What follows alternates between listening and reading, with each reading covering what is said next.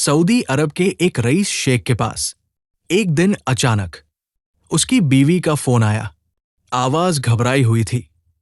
कांपते लफ्जों में उसने कहा, आप जल्दी घर आइए।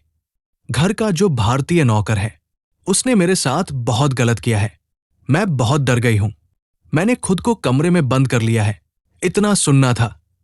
शेख का खून खौलने लगा। उसने बिना एक पल गवाए सीधे पुलिस को कॉल कर दिया। मेरी बीवी खतरे में है।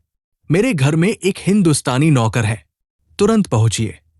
कुछ ही देर में पुलिस की 2 गाड़ियां बंगले के बाहर आकर रुकी। पुलिस अंदर घुसी और घर में मौजूद उस नौकर को, जिसका नाम कोई नहीं जानता था, बस हिंदुस्तानी कहकर बुलाया जाता था, उसे घुटनों पर बिठा दिया गया। उधर शेख भी वहां पहुंच चुका था। घर के सभी लोग इकट्ठा थे। बीवी कमरे के अंदर बंद थी और नौकर चुपचाप जमीन पर बैठा था। पुलिस वाले बीच में खड़े थे और तभी एक ऐसा सच सामने आया जिसे सुनकर पुलिस के एक अफसर की आंखों से आंसू छलक गए और उसके मुंह से सिर्फ एक लाइन निकली, इंसानियत आज भी जिंदा है। पर आखिर क्या हुआ था जिसने एक नौकर को गुनहगार बना दिया और फिर इंसानियत का सबसे खूबसूरत रूप दिखा दिया? पूरी कहानी जानने के लिए वीडियो को आखिर तक जरूर देखें। चैनल को सब्सक्राइब करें। दोस्तों, उस नौकर का नाम था दीपक। छत्तीसगढ़ के कोरबा जिले के एक छोटे से गांव का सीधा साधा युवक। गरीबी में पला बढ़ा, पर सपने बड़े थे। शादी भी हुई, लेकिन कुछ ही हफ्तों में उसकी पत्नी बिना कुछ कहे मायके लौट गई।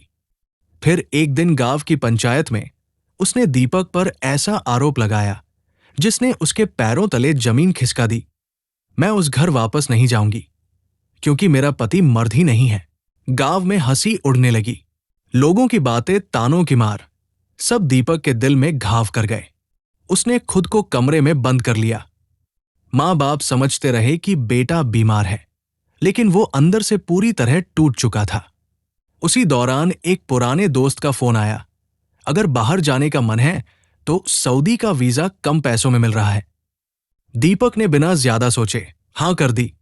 उसने सोचा, अब काम से अपनी पहचान बनाऊंगा, मां बाबूजी का सिर ऊंचा करूंगा। जब वो सऊदी के लिए विमान में बैठा, उसकी आंखों में उम्मीद थी। उसे नहीं पता था कि ये आसमान आगे चलकर उसके लिए सोने का पिंजरा बनने वाला है। एयरपोर्ट पर उसे रिसीव करने आया वही एजेंट जिसने वीजा दिलाया था। उसकी मुस्कान में छल था और उसके हाथ में दीपक की किस्मत की चाबी। पहले ही दिन दीपक को एक टेंट जैसी जगह पर ले जाया गया, जहां और भी मजदूर थे, थके हुए, टूटे हुए। दीपक को बताया गया कि काम फार्म हाउस पर हल्का फुल्का होगा, लेकिन तीसरे दिन से ही उसे कड़ी धूप में बिल्डिंग की छत से ईंटें उठवानी पड़ी। पानी नहीं, खाना नहीं, बस पसीने से भीगा शरीर और खत्म होती हिम्मत। जब दीपक ने विरोध किया, एजेंट बोला, तेरे सारे डॉक्यूमेंट मेरे पास है। अगर ज्यादा बोलेगा तो न कहीं भाग सकेगा न वापस जा सकेगा। दीपक मजबूर था। उसने चुपचाप काम करना शुरू कर दिया। सोचा, कुछ महीने सह लूंगा, पैसे जोड़ लूंगा, फिर लौटकर एक नई जिंदगी शुरू करूंगा। लेकिन किस्मत की चुप्पी में भी एक साजिश छुपी थी। एक दिन एजेंट उसे एक अमीर शेख के घर ले गया। ये मेरा जानकार है, इसके यहां आराम वाला काम मिलेगा। दीपक को उम्मीद जगी, लेकिन वो नहीं जानता था कि जिस बंगले में वो कदम रख रहा है वो उसकी कैदगाह बन जाएगा। शेख ने मुस्कुराकर कहा, अच्छा काम करेगा तो तुझे भी हिस्सा मिलेगा। मगर वो मुस्कान भी धोखा थी। अगले ही दिन से दीपक एक नौकर नहीं, एक गुलाम बन चुका था। उसे पूरे घर का काम करना होता, सफाई, बर्तन, बागवानी और कभी कभी रातों तक जागना। हर महीने जब तनख्वाह की बात होती, दीपक कहता, मालिक, मेरे पास बैंक अकाउंट नहीं है, आप रख लीजिए, जब वापस जाऊंगा तब ले लूंगा। शेख कहता, तू मेरा बेटा जैसा है, तेरा पैसा तुझसे पहले तेरे घर पहुंचेगा। लेकिन 3 साल बीत गए, दीपक ने एक दिन की भी छुट्टी नहीं ली और फिर जब उसने कहा, अब मैं घर लौटना चाहता हूं, कृपया मेरी कमाई दे दीजिए, शेख की मुस्कान गायब हो गई। वो बोला, कौन से पैसे? ये सब मेरा है, और अब तू भी। दीपक स्तब्ध रह गया। 3 साल तक जिसने मालिक को पिता समान समझा, आज वही उसके वजूद से इनकार कर रहा था। उसी दिन उसे फार्म हाउस से हटाकर बंगले में कैद कर दिया गया। अब तू घर के अंदर ही रहेगा, जब तक मैं कहूं। अब दीपक का नाम नहीं था, पहचान नहीं थी, बस एक परछाई थी जो चुपचाप काम करती थी। उसके शब्द दम तोड़ चुके थे। उसकी आंखों में सिर्फ मां का चेहरा तैरता, जो दरवाजे पर बैठी उसका इंतजार करती थी। शेख अक्सर बाहर रहता और रात को शराब में डूबा लौटता। घर में रहती थी उसकी बीवी आलिया, एक खूबसूरत पर उदास मुसलमान महिला, जिसके चेहरे पर थकान नहीं, पर एक गहराई थी, जैसे वो भी किसी और कैद में जी रही हो। एक दिन रसोई में काम करते वक्त आलिया ने दीपक को देखा, फर्श पर झुका, बर्तन साफ करता हुआ, आंखें नीचे, होंठ सिसकियों से भरे। उसने पूछा, तुम हिंदुस्तान से हो? दीपक चौंका।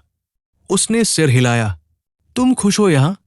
बस इतना पूछा, और दीपक, जो 3 साल से पत्थर बना था, पिघलने लगा। उसने कहा, मालकिन, मैं यहां काम करने नहीं, बदनामी से भाग कर आया था, लेकिन किस्मत ने मेरे साथ मजाक किया। दीपक ने अपनी पूरी कहानी सुना दी। गांव का वो इल्जाम, पंचायत की शर्मिंदगी, मां बाप की खामोशी, सऊदी का सपना और 3 साल की कैद। आलिया चुप रही, पर उसकी आंखों में आंसू थे। फिर उसने कहा, तुम अब अकेले नहीं हो, मैं कुछ करूंगी। और उसी रात उसने एक ऐसा झूठ बोला जिसने एक सच्चाई को आजाद कर दिया। उसने कांपते हुए शेख को कॉल किया, आप जल्दी घर आइए। नौकर ने मेरे साथ गलत करने की कोशिश की है। मैंने खुद को कमरे में बंद कर लिया है। उस झूठ में कोई साजिश नहीं थी, उसमें थी एक इंसान को इंसान बनाने की कोशिश। अगली सुबह पुलिस आई। दीपक को हथियारबंद जवानों ने घुटनों पर बैठा दिया, और तभी आलिया बाहर आई, बाल बिखरे, आंखें लाल। उसने कहा, वो मुझे धमका रहा था, पैसे मांग रहा था, डर गई तो कमरे में बंद हो गई। दीपक हैरान था। उसकी आंखों में सवाल थे, पर जब उसने आलिया का चेहरा देखा, वहां गुस्सा नहीं था, शुक्र था, इंसानियत थी। फिर शेख भी वहां पहुंचा, गुस्से से चिल्लाया, इसे जेल में डालो। लेकिन इंस्पेक्टर ने कहा, पहले नौकर से बात करेंगे। दीपक खड़ा हुआ और पहली बार बोला, मैं झूठा नहीं हूं, 3 साल से काम कर रहा हूं। हर महीने की तनख्वाह शेख साहब को देता रहा। अब जब पैसे मांगे तो उन्होंने मुझसे कहा, यह सब उनका है। पूरा कमरा शांत था। इंस्पेक्टर ने पूछा, क्या आपके पास इसके डॉक्यूमेंट है? शेख चुप रहा, और जब उसने इंस्पेक्टर को रिश्वत देने की कोशिश की, इंस्पेक्टर ने टेबल पर अपनी पिस्तौल रख दी। हम इंसान हैं, दलाल नहीं, पैसा हमें नहीं खरीद सकता। फिर उसने दीपक की ओर देखा, बोलो, तुम्हें क्या चाहिए? दीपक की आंखों से आंसू निकल पड़े। कुछ नहीं चाहिए साहब, बस अपने मां बाप के पास लौट जाना है। पुलिस ने फैसला सुनाया, दीपक निर्दोष है, उसका पैसा और सम्मान लौटाया जाएगा। शेख अब गिड़गिड़ा रहा था, पर वक्त निकल चुका था। आलिया से इंस्पेक्टर ने कहा, अगर तुम्हारा झूठ स्वार्थ के लिए होता तो आज एक इंसान बर्बाद हो जाता, लेकिन तुमने इंसानियत के लिए झूठ बोला। आज तुम्हारी वजह से एक जिंदगी बची। दीपक को 3 साल की तनख्वाह दी गई, पासपोर्ट लौटाया गया और टिकट बुक करवा दी गई। जब दीपक भारत लौटा और मां बाप के सामने खड़ा हुआ, मां एक पल को उसे पहचान नहीं पाई। फिर कांपते हुए उसे गले लगा लिया। बेटा, क्या सच में तू ही है? दीपक कुछ नहीं बोला, बस आंखें बंद करके मां की गोद में सर रख दिया, जहां सुकून था और इज्जत लौट आई थी। कुछ महीनों बाद दीपक ने अपने परिवार को पास के शहर में शिफ्ट किया। एक छोटी सी दुकान खोली, मेहनत की, और आज वो सैकड़ों परिवारों को रोजगार दे रहा है। उसने दोबारा शादी की, एक ऐसी लड़की से जिसने उसे उसके अतीत से नहीं, उसके आज से अपनाया। और जब कोई पूछता है, वो जो झूठ तुम्हारी मालकिन ने बोला, क्या वो गलत था? दीपक मुस्कुराकर कहता है, अगर वो झूठ ना होता तो मैं कभी जिंदा नहीं रह पाता। अगर आपको ये कहानी पसंद आई तो लाइक करें, शेयर करें और चैनल को सब्सक्राइब जरूर करें।